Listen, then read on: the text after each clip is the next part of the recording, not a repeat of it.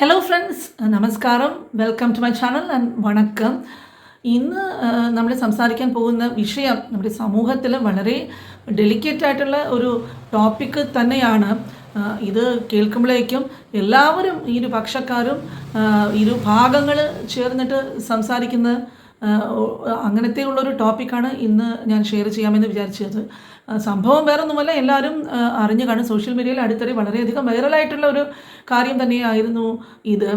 ദിയ, കിരൺ, നിങ്ങൾ ഈ പേര് കേട്ടിട്ടുണ്ടാവും. വളരെ സുപരിചിതമായിട്ടുള്ള രണ്ട് പേരുകളാണ് ഇത്. അടുത്ത കാലത്ത് എല്ലാവർക്കും ഈ സംഭവത്തിനെ കുറിച്ചിട്ടും അറിയാം.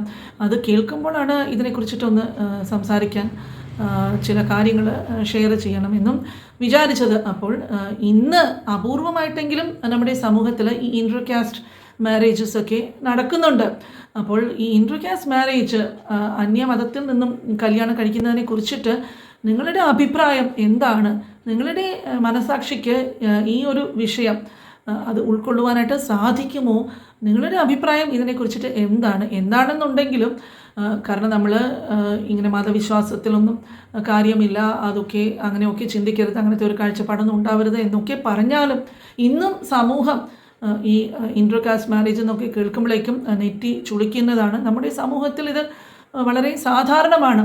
അങ്ങനെ ആരുടെയും മനസാക്ഷിക്ക് ഉൾക്കൊള്ളുവാൻ പറ്റുന്ന ഒരു സംഭവമല്ല. പിന്നെ ഈ പുതിയ ജനറേഷനിലുള്ള ആൾക്കാരോ കുട്ടികളോ പറയുമായിരിക്കും, അങ്ങനെ ഇഷ്ടമുള്ളവർ അത് അങ്ങ് ചെയ്തിട്ട് പോട്ടെ, അതിന് മറ്റുള്ളവർക്ക് എന്താ നഷ്ടം, അവരുടെ ജീവിതം അതങ്ങനെ ചെയ്തോട്ടെ, അതിലെന്താണ്, ആർക്കാണ് നഷ്ടമുണ്ടാകുന്നത്, അത് മറ്റുള്ളവർ അതിനെക്കുറിച്ചിട്ട് പറയേണ്ട കാര്യം എന്താണെന്നൊക്കെ ചോദിക്കുമെങ്കിലും കാലാകാലങ്ങളായിട്ട് ഇങ്ങനത്തെ സംഭവങ്ങൾ വളരെ ഒരു ചൂടുള്ള വാർത്തകൾ, ഒരുപാട് വിമർശനങ്ങൾ നേരിടേണ്ടി വരുന്ന ഒരു സംഭവമാണ്. ഇത് നടന്നത് അടുത്തിടെ കണ്ണൂരിൽ വെച്ചാണ്. പയ്യനാണെങ്കിൽ ഹിന്ദു മതവിശ്വാസി, പേര് വന്നിട്ട് കിരണം. പെൺകുട്ടിയാണെങ്കിൽ ദിയ, ഫാത്തിമ ദിയ, മുസ്ലിം സമുദായത്തിൽപ്പെട്ട കുട്ടിയാണ്.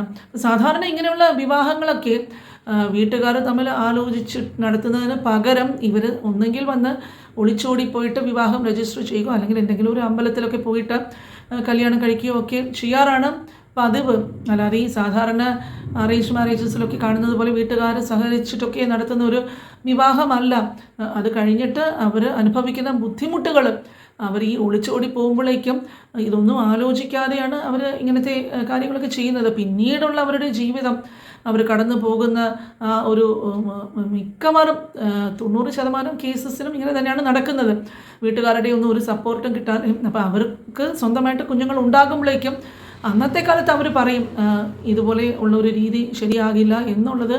പിന്നീടായിരിക്കും അവർക്ക് സ്വന്തം കുഞ്ഞുങ്ങളുണ്ടാകുമ്പോഴായിരിക്കും ബോധ്യം വരുന്നത്. കാരണം എന്താണെന്ന് വെച്ചാൽ ഇതുപോലെ ഇങ്ങനെ വിവാഹം ചെയ്ത ഒരുപാട് പേര് നേരിട്ട് പറഞ്ഞിട്ടുള്ള കാര്യങ്ങളാണ് ഇതൊക്കെ. ആ ഒരു സമയത്ത് അവർ ഇതൊന്നും ചിന്തിക്കാതെ ഇഷ്ടപ്പെട്ട ആളുടെ കൂടെ പോവുകയും ഒരുമിച്ച് ജീവിക്കുകയും കല്യാണം കഴിക്കുകയും ഒക്കെ ചെയ്യുമെങ്കിലും പിന്നീട് ഒരു അവസരത്തിൽ ആ ഒരു എടുത്തുചാട്ടം അതങ്ങനെ വേണ്ടാമായിരുന്നു എന്ന് പലർക്കും തോന്നിയിട്ടുണ്ട്. പിന്നെ വേറെ നിവൃത്തിയില്ലാതെ അവർ അതിൽ തുടർന്ന് പോവുകയും ചെയ്യുന്നുണ്ട് എന്നൊക്കെയാണ് പറയുന്നത്. ഇതിൽ ചിലർക്ക് മറിച്ച് അഭിപ്രായം തീർച്ചയായിട്ടും ഉണ്ടായിരിക്കാം. നിങ്ങളെന്താണ് ചിന്തിക്കുന്നത് എന്ന് വന്നിട്ട് ആത്മാർത്ഥമായിട്ട് തന്നെ നിങ്ങൾ കമൻറ്റ് ബോക്സിൽ അറിയിക്കുക. അപ്പോൾ ഈ വന്നിട്ട് കിരണ് ഇത് രണ്ടാമത്തെ വിവാഹമാണെന്നും അല്ല ഇതിന് മുമ്പ് 2 വിവാഹം കഴിച്ചിട്ടുണ്ടെന്നും അതിൽ കുഞ്ഞുങ്ങളുണ്ടെന്നും ഒക്കെയുള്ളൊരു വോയിസ് ക്ലിപ്പിംഗ് ഒക്കെ പുറത്ത് വന്നിരുന്നു. ആ വോയിസ് ക്ലിപ്പിംഗ് എന്താണെന്നുള്ളത് കേട്ടിട്ട് തിരിച്ചു വരും. 2 മാസം മുമ്പ് രജിസ്റ്റർ ചെയ്തതാണ്. ഇന്നലെയാണ് ലോകമൊത്തം അറിയുന്നു, നാട്ടുകാർ അറിയുന്നു. കണ്ണൂർ മുണ്ടേരി എന്ന സ്ഥലത്ത്, ഇവിടെ മുണ്ടേരി സ്ഥലം, ഇവിടെ കണ്ണൂർ ഷെഹനായി ഡോക്ടറെ ക്ലിനിക്കിൽ അസിസ്റ്റന്റ് ആയിട്ട് വർക്ക് ചെയ്യുന്നതാണ്. അങ്ങനെ ഷെഹനായി ഡോക്ടറെ ഭാര്യന്റെ ഡ്രൈവറെ മോനാണ് ഇത്. ഇവരെങ്കിൽ 2 കല്യാണം കഴിച്ചു. ഇതിൽ പോണ പോക്ക് നോക്കിയിട്ട് ഇതിന്റെ പേര് തിരിച്ചു വരും. ഇതെല്ലാം ഇപ്പോൾ ഒരു മോശം കൊണ്ട് തിരിച്ചു വരും. എന്തായാലും ഇൻഷാ അല്ലാഹ് കാത്തിരിക്കാം. അപ്പോൾ നിങ്ങൾ ഓഡിയോ ക്ലിപ്പിംഗ് കേട്ട് കാണുമല്ലോ അല്ലേ? അപ്പോൾ അതിലൊക്കെ ഡീറ്റെയിൽഡ് ആയിട്ട് പറഞ്ഞിട്ടുണ്ട്. ഇങ്ങനെ ക്ലിനിക്കിൽ വെച്ചാണ് 2 പേരും പരിചയപ്പെട്ടതെന്നും അവിടെ വെച്ചിട്ട് പ്രണയിച്ചു, കല്യാണം കഴിച്ചു. ആ ഒരു സമയത്താണ് ഇതുപോലുള്ള ഓരോരോ അപവാദങ്ങൾ കൂടി ഇവർക്കെതിരെ വന്നിട്ട് ഇവർ ആകപ്പാടെ അങ്ങ് തകർന്ന ഒരു അവസ്ഥയിലായി. അത് കഴിഞ്ഞിട്ട് അവർ വിവാഹ സർട്ടിഫിക്കറ്റൊക്കെ തെളിവായിട്ട് വെച്ചിട്ട് വീഡിയോയുമായിട്ട് പുറത്തു വരികയും ആ വീഡിയോയിൽ അവർ പല കാര്യങ്ങളെക്കുറിച്ചിട്ടും സംസാരിക്കുകയും ചെയ്തു. അതിൽ ചില വിഷയങ്ങൾ കണ്ടെടുത്തു. എൻ്റെ പേര് കിരൺ. എൻ്റെ പേര് ദിയ. അപ്പോൾ നമ്മളിപ്പോൾ ഈ വീഡിയോ ചെയ്യേണ്ട ഒരു ആവശ്യം വന്നതെന്ന് വെച്ച് കഴിഞ്ഞാൽ, നമ്മൾ ഇപ്പോൾ ഒരു അടുത്തായിട്ട് ഒരു ഇൻ്റർകാസ്റ്റ് മാരേജ് ചെയ്തതാണ്. അപ്പോൾ അതിൻ്റെ പേരിൽ ഇപ്പോൾ വലിയ രീതിയിൽ ഒരു പ്രചരണം നടന്നുകൊണ്ടിരിക്കുന്നുണ്ട്. അപ്പോൾ പിന്നെ നമുക്കായിട്ട് ആരും സപ്പോർട്ട് ചെയ്യാനും ഇതാക്കാനൊന്നും ഇല്ലാത്തതുകൊണ്ടാണ് നമ്മളിപ്പോൾ ഇതുവരെ ഇങ്ങനെ സംസാരിക്കേണ്ട ഒരു അവസ്ഥ. ന്യൂസ് തന്നെയായിരുന്നു. ആ പെൺകുട്ടി പോയത് അന്യമതസ്ഥന്റെ കൂടെ എന്ന് മാത്രമല്ല 2 കല്യാണം കൂടി അവൻ കഴിച്ചിട്ടുണ്ട്. വിദ്യാഭ്യാസം ഒക്കെ കൊടുത്തു കഴിഞ്ഞാലും ചില പെൺകുട്ടികൾക്ക് വിവരം എന്ന് പറയുന്നത് ഉണ്ടാവുന്നില്ല. പ്രണയത്തിന് കണ്ണില്ല മൂക്കില്ല എന്നൊക്കെ പറയും. പക്ഷെ ഇതിപ്പോ ബുദ്ധിയും ഇല്ലാന്നേ പറയാൻ വേണ്ടി പറ്റുന്നുള്ളൂ. ആ ഉമ്മയുടെ ഉപ്പയുടെ സ്നേഹത്തിനോ കണ്ണുനീരിനോ ഒരു വിലയും കൽപ്പിക്കാതെ അവരിങ്ങനെ പോവുക. വല്ലാതെ കഷ്ടം തോന്നുന്നു. എങ്ങോട്ടേക്കാണ് ഇന്നത്തെ സമൂഹത്തിന്റെ പോക്കെന്ന് മനസ്സിലാവുന്നില്ല. എന്തൊക്കെ പ്രതീക്ഷകളൊക്കെ പുലർത്തിയിട്ടായിരിക്കും മാതാപിതാക്കൾ തന്റെ മക്കളെ പോറ്റി വളർത്തുന്നുണ്ടാവുക. ആ ഒരു ജോലിയും കാര്യങ്ങളൊക്കെ ഒരു പെണ്ണിനെ ആക്കി കൊടുക്കുന്ന അത്രയധികം അവര് ആഗ്രഹിച്ചിട്ട് തന്നെയായിരിക്കും അല്ലെ. അതൊക്കെ ചെയ്തിട്ട് നല്ലൊരു ഫ്യൂച്ചറും അവക്ക് സെറ്റ് ആക്കി കൊടുത്തു. അവക്ക് ഇതൊന്നും വേണ്ട. അവക്ക് വേണ്ടത് ഇന്നലെ കണ്ട ആ പയ്യൻ എന്ന് പറയാൻ വേണ്ടി പറ്റില്ല. 2 കല്യാണം കഴിച്ചിട്ടുണ്ട്. അങ്ങനെയുള്ള ഒരുത്തന്റെ കൂടെ ഒളിച്ചോടിയിട്ട് അങ്ങ് പോവുക. 2 കല്യാണം കഴിച്ചൊരുത്തനാ, അന്യമതസ്ഥനും തന്നെയാ. ഇവരുമായിട്ട് ഒത്തുപോകാൻ പറ്റുമെന്നുള്ള ഒരു വിശ്വാസം ഇപ്പൊ അവർക്ക് ഉണ്ടാവും.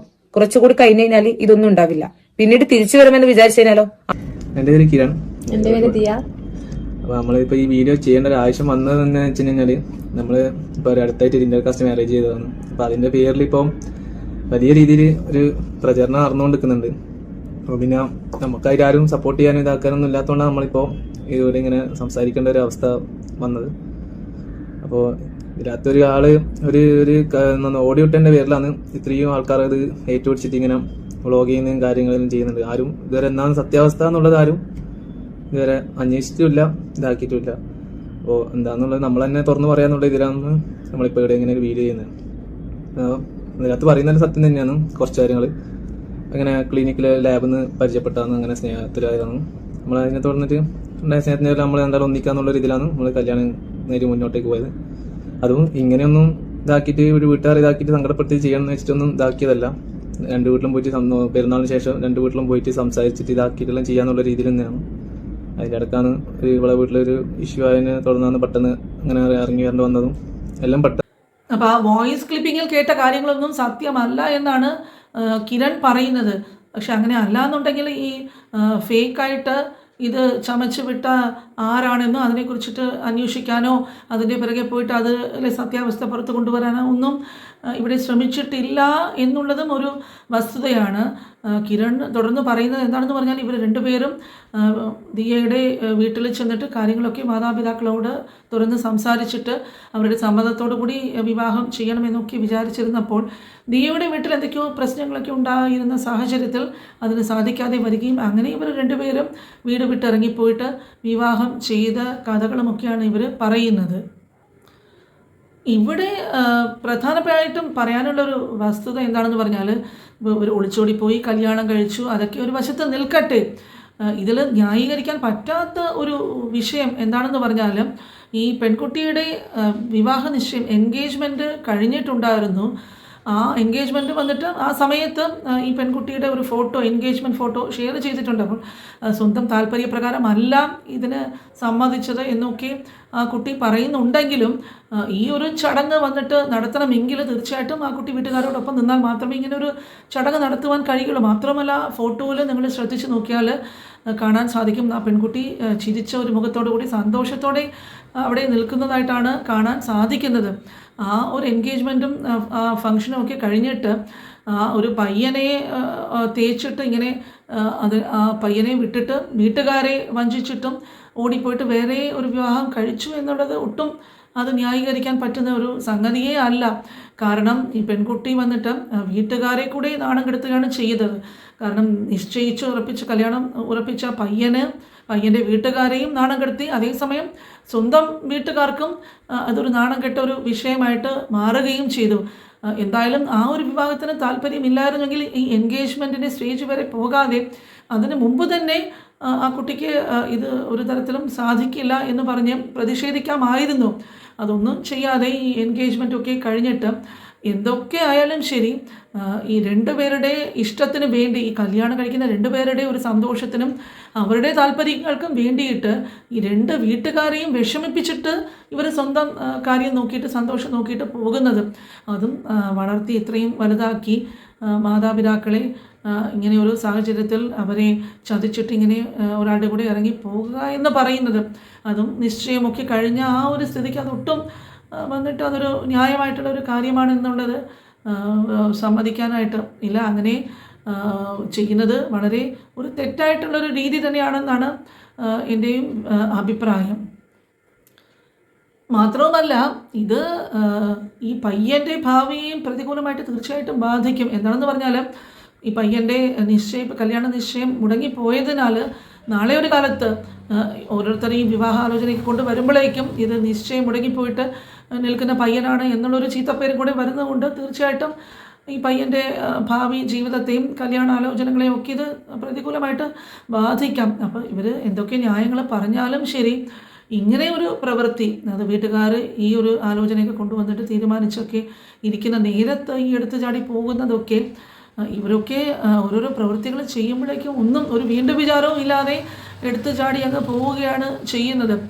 വരും വരായികളെ കുറിച്ചിട്ടോ വീട്ടുകാർ വന്നിട്ട് അവരുടെ വിഷമത്തിനെ കുറിച്ചിട്ടോ ഒരു മനസാക്ഷിയും നോക്കാതെ അപ്പോഴത്തെ അവരുടെ ഇഷ്ടം നടക്കണം. അതിൽ കവിഞ്ഞ് ഒരു താല്പര്യവും അവർക്ക് ഇല്ല. ബാക്കി ആരെങ്കിലും എന്തെങ്കിലും ചെയ്തിട്ട് പോട്ടെ, ആരുടെയൊക്കെ ജീവിതം തകർന്നാലും ആരൊക്കെ വിഷമിച്ചാലും എന്തൊക്കെ സംഭവിച്ചാലും ഇവർക്ക് ഇവർ വിചാരിച്ച കാര്യം ഉടനെ നടത്തണം. ഇതിപ്പോൾ ജാതിയുടെയോ മതത്തിൻ്റെയോ പ്രശ്നങ്ങളെക്കാളും ഉപരി ഇങ്ങനെയൊരു സാഹചര്യത്തിൽ അച്ഛനെയും അമ്മയും ഒക്കെ വഞ്ചിച്ചിട്ട് വേറെ സ്നേഹിക്കുന്ന ഒരു പുരുഷൻ്റെ കൂടെ ഇറങ്ങി പോവുക, സ്നേഹിച്ച് ഇത്രയും വളർത്തിയ മാതാപിതാക്കളെ മറന്നിട്ട് ഇങ്ങനെ ഒരു പ്രവൃത്തി ചെയ്യുക എന്ന് പറയുന്നത് ഒട്ടും ഉൾക്കൊള്ളുവാനായിട്ട് സാധിക്കുന്നില്ല. നിങ്ങൾക്കും അതേ അഭിപ്രായമാണോ ഇല്ല ഇവർ ചെയ്തത് ശരിയാണോ? കാരണം വീട്ടുകാർ ഇതൊന്നും പറഞ്ഞാൽ സമ്മതിക്കില്ല, അപ്പോൾ വേറെ വഴിയില്ല, അങ്ങനെ ഒളിച്ചോടി പോയി കല്യാണം കഴിച്ചു എന്നൊക്കെയാണ് ഇവർ എല്ലാവരും ഇങ്ങനെ പോകുന്നവർ അവരുടെ ന്യായീകരണം അങ്ങനെയാണ്. പിന്നെ ചുരുക്കം ചിലരുടെ ജീവിതം നല്ല രീതിയിൽ പോകുന്നു, അതില്ല എന്ന് പറയുന്നില്ല. എങ്കിലും ഈ ഒരു പ്രത്യേക സാഹചര്യത്തിൽ ഇവർ ചെയ്ത ഈ കാര്യം ശരിയാണെന്ന് നിങ്ങൾക്ക് തോന്നുന്നു? എന്താണ് നിങ്ങളുടെ അഭിപ്രായം എന്നുള്ളത് നിങ്ങൾ കമൻറ്റ് ബോക്സിൽ തുറന്ന് ഷെയർ ചെയ്യുക. കാരണം ഇനിയും ഭാവിയിൽ ഇതുപോലുള്ള സംഭവങ്ങളൊക്കെ ധാരാളം നമ്മുടെ ചുറ്റിലും നടന്ന് കണ്ടുവരുന്നുണ്ട്. അതുകൊണ്ടാണ് ഈ ഒരു സംഭവം കണ്ടപ്പോഴേക്ക് ഇതിനെക്കുറിച്ചിട്ട് കുറച്ച് കാര്യങ്ങൾ ഷെയർ ചെയ്യാമെന്ന് വിചാരിച്ചത്. അതുമാത്രവുമല്ല, ഈ ഓടിപ്പോകുന്നവരിൽ ഭൂരിഭാഗം പേരും ഒരാൾ മറ്റേയാളുടെ മതത്തിൽ ചേരണം എന്നുള്ളൊരു നിഷ്കർഷത പറയാറുണ്ട്. അങ്ങനെയും ഒരു കാര്യം ഇതിൽ കണ്ടുവരാറുണ്ട്. അല്ലാതെ പരസ്പരം സ്നേഹമോ അങ്ങനത്തെ കാര്യങ്ങളോ എങ്ങനെ അവരുടെ പേഴ്സണാലിറ്റിയോ അതുപോലെ മുമ്പോട്ട് പോകണമെന്നും ചിന്തിക്കാതെ ഒരാൾ മറ്റൊരാളുടെ മതത്തിലോട്ട് മാറി അത് ആ ഒരു രീതിയിൽ പോകണം എന്നുള്ള താല്പര്യമാണ് ഭൂരിപക്ഷം പേർക്കും ഉണ്ടാകാറുള്ളത്.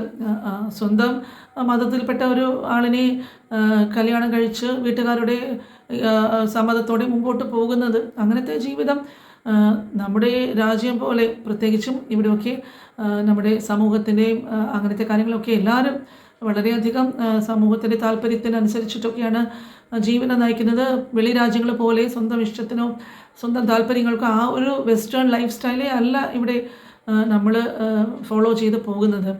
പല കാരണങ്ങൾ കൊണ്ടും ഇങ്ങനെ ഒരു തീരുമാനം എടുക്കുമ്പോഴേക്കും വളരെയധികം ആലോചിച്ചിട്ടും ഭാവിയെക്കുറിച്ച് തീരുമാനിച്ചിട്ടും പഠിച്ചിട്ട് നല്ലൊരു ജോലിയൊക്കെ ആയതിനു ശേഷമോ അതിനുള്ളൊരു പക്വതയുണ്ടോ ഇങ്ങനെ ഒരു തീരുമാനം എടുക്കാൻ, ഇങ്ങനെ ഒരുപാട് കാര്യങ്ങൾ വന്നിട്ട് ആലോചിക്കാതെ പെട്ടെന്നുള്ളൊരു എടുത്തുചാട്ടത്തിൽ ഇതുപോലെ ഒരുപാട് കുട്ടികളിങ്ങനെ ചെയ്തിട്ട് അത് പരാജയപ്പെടാറുമുണ്ട്, ചിലത് വിജയിക്കാറുമുണ്ട്. അതെന്ത് തന്നെയായാലും ഈ ഒരു സംഭവത്തിനെ കുറിച്ചിട്ട് നിങ്ങൾക്ക് എന്താണ് തോന്നുന്നത്? അതിനെക്കുറിച്ചിട്ട് നിങ്ങളുടെ അഭിപ്രായം പ്രതീക്ഷിക്കുന്നു. ചാനൽ ഇതുവരെ സബ്സ്ക്രൈബ് ചെയ്തിട്ടില്ലാത്ത ഫ്രണ്ട്സ് തീർച്ചയായിട്ടും സബ്സ്ക്രൈബ് ചെയ്യുക. അതുപോലെ ഇനിയും ഒരു പ്രധാനപ്പെട്ട ടോപ്പിക്കുമായിട്ട് വേറൊരു വീഡിയോയിൽ കാണുന്നത് വരെ എല്ലാവർക്കും താങ്ക്സ് ഫോർ വാച്ചിങ്.